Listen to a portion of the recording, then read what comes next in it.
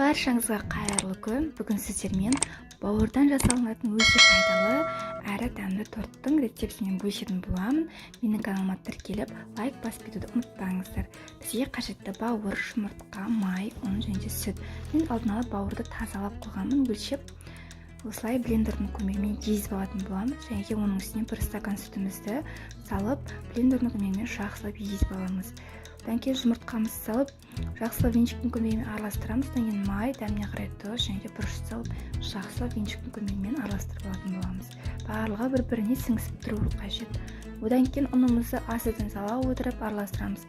Қатты қою немесе сұйық болып кетпеуі қажет.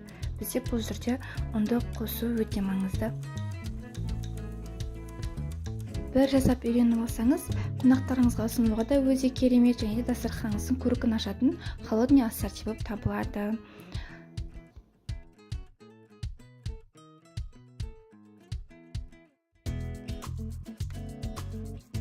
Одан кейін блиннидің тапасын осылай мен жақсылап қыздырып қойдым, май жағып.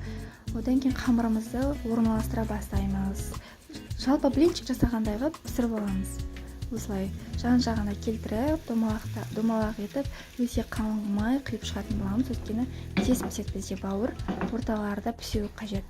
Міне уже бізде пісті. Піскеннен кейін өсіп көпіршіктеніп, шариктер, тесіктер шыға бастайды. Келесі бетіне ауыстырып, келесі бетіне пісіріп аламыз. Қызартып, жақсылап пісіріп алыңыздар. Баяу оттың астында, өте қатты оттың астында тұрмауы қажет. Одан кейін келесі кезде бізде начинкасы сәбіз және де пияз болатын болады. Дәміне қарай мен бұрышын салып, жақсылап сәбіз бен пияз өлгенше пісіріп алатын боламыз. Ешқандай да су қоспаймыз, тек қана оттың астында осылай майға қуырып пісіреміз. Келесі кезекте мен майонезге укроп, чеснок, бұрыш салдым. Осылай жақсылап араластырып аламын. Одан кейін тортымызды жинай бастаймыз. Майонез саламыз. Одан кейін үстіне жаңағы сәбіз бен пиязымызды саламыз. Осылай жалғастыра беретін боламыз. Осылай тортымызды құраймыз.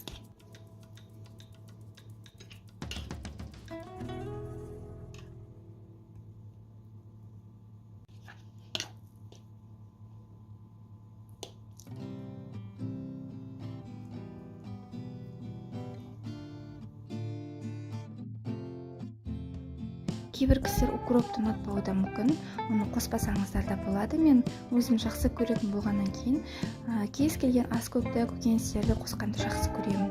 Және де бетін сәндеу үшін жұмыртқаны күштен өткізіп дайындап алдым. Осылай сарысын ортасына, ағын жан-жағына әдемі көріну үшін. Ал сіздер бір жұмыртқаны жай ғана күштен өткізіп сала берсеңіздер де болады. Бұл жерде айттым ғой, укроп қоссаңыздар да, қоспасаңыздар да болады. Холодильникке бір кішкене жарты сағатқа салып қойсаңыздар, барлығы бір-біріне сіңісіп тұрады. Жеуге болады әрмен қарай. Міне бізде осындай өте керемет әрі дәмді бауыр торт пайда болды.